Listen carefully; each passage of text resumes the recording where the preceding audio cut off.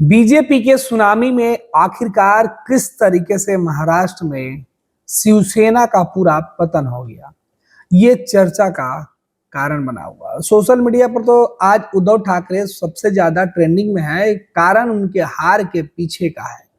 कहा जा रहा है कि उद्धव ठाकरे को हराने में उनके दो अपने लोगों ने महत्वपूर्ण भूमिका निभाई है। एक संजय राउत और दूसरा जो नाम है वो सबको हैरान कर देगा।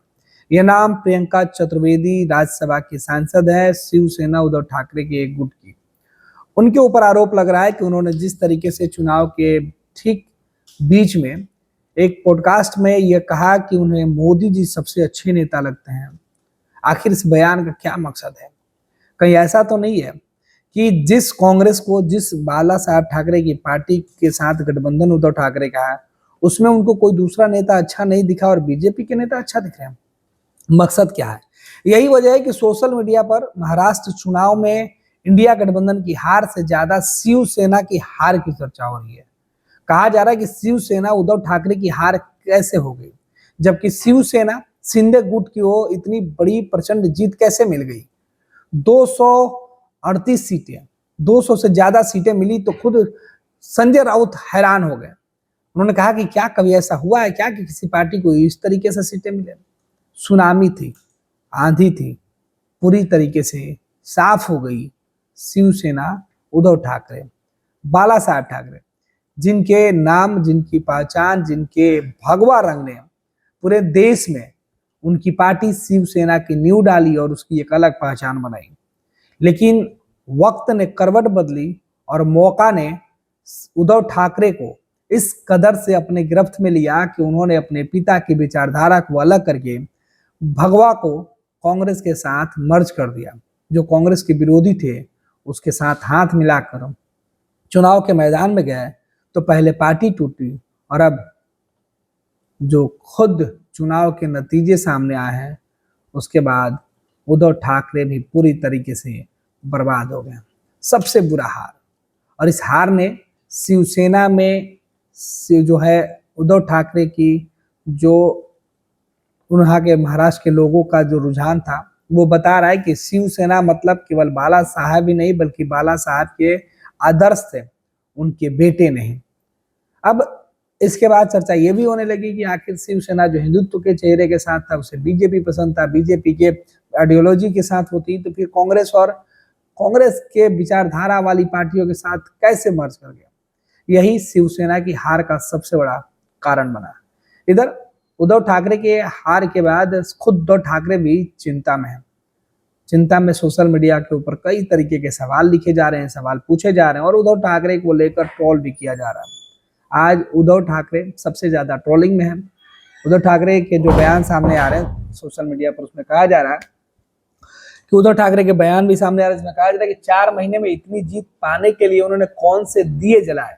लोकसभा और विधानसभा में इतना अंतर कैसे हो सकता है? उद्धव ठाकरे ये सवाल पूछ रहे हैं, जबकि सोशल मीडिया के यूजर्स उद्धव ठाकरे के हार के पीछे सबसे बड़ा कारण बता रहे हैं इनके ही सांसद प्रियंका चतुर्वेदी को। कह रहे हैं कि प्रियंका चतुर्वेदी ने जो शिवसेना है, जो उद्धव ठाकरे गुट की, उसकी लंका लगा दी है अपने बयानों के वजह से और अपने साथी अदाओं की वजह से। इस तरीके से सोशल मीडिया पर सवाल उठाए जा रहे हैं, भारत की बहुत सारी बातें कही जा रही है जिसकी हम चर्चा नहीं कर पाएंगे। आज ट्रेंडिंग में उद्धव ठाकरे और शरद पवार है, दोनों है, क्योंकि शरद पवार को का भी सबसे बुरा हश्र हुआ है इस चुनाव के नतीजे जब सामने आए हैं। तो शरद पवार की जो पार्टी है वो बर्बाद हो गई और शरद पवार के पास भी अब बचाने के लिए कुछ नहीं रहा।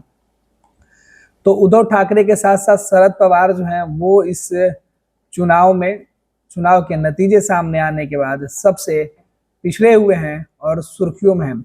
इधर उद्धव ठाकरे को लेकर जो पार्टी के नेता हैं वो सवाल पूछ रहे हैं और जो उनके कार्यकर्ता हैं वो भी सवाल पूछ रहे हैं।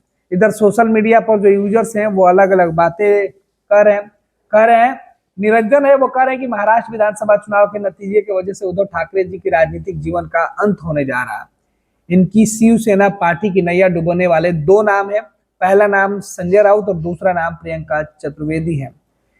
कहा जा रहा है कि उद्धव ठाकरे ने जिस तरीके से हिंदुत्व की विचारधारा को छोड़कर वो सीधे तौर पर जिस विचारधारा से शिवसेना की उत्पत्ति हुई थी उसे छोड़ दिया था और कांग्रेस की गोद में जा बैठे, तो यही उनके पतन का कारण है।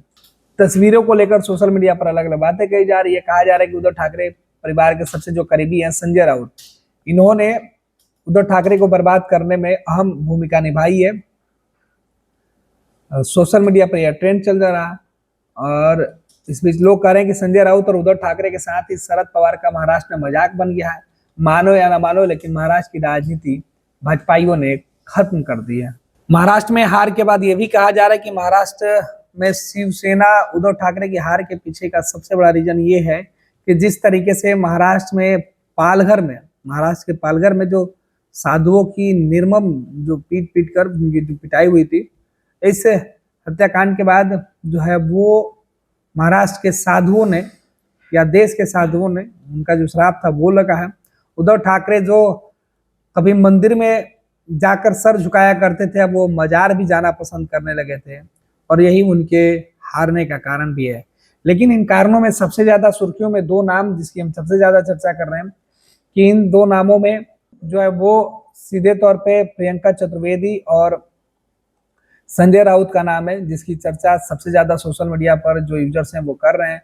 लोग कह रहे हैं कि ये अलग अलग तरीके से उद्धव ठाकरे की जो राज्यसभा की सांसद है प्रियंका चतुर्वेदी, आखिर उन्होंने इस तरीके का बयान क्यों दिया जिससे उद्धव ठाकरे पूरी तरीके से बर्बाद हो गए। और उनके बर्बादी का कारण ये मोहतरमा है जो अभी जिनकी तस्वीरें सोशल मीडिया पर सबसे ज्यादा वायरल की जा रही है।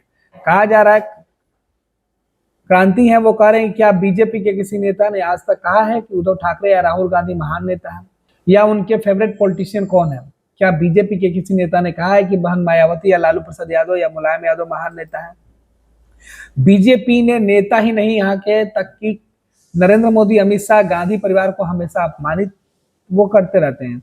जबकि शिवसेना यूबीटी की नेता प्रियंका चतुर्वेदी ने कुछ महीने पहले पॉडकास्ट में कहा था कि मोदी जी महान नेता है। बीजेपी के नेता उद्धव ठाकरे, राहुल गांधी या उनसे जुड़े नेताओं को किसी भी नेता को उनमें उनको महानता नहीं दिखती है, तो फिर प्रियंका चतुर्वेदी को मोदी जी में कौन सी महानता नजर आई? क्या आप लोगों को लगता है कि प्रियंका चतुर्वेदी ने ही शिवसेना यूबीटी को वोट किया होगा? उद्धव ठाकरे को ऐसे नेता से बच के रहना चाहिए और इन्हें बाहर निकाल देना चाहिए।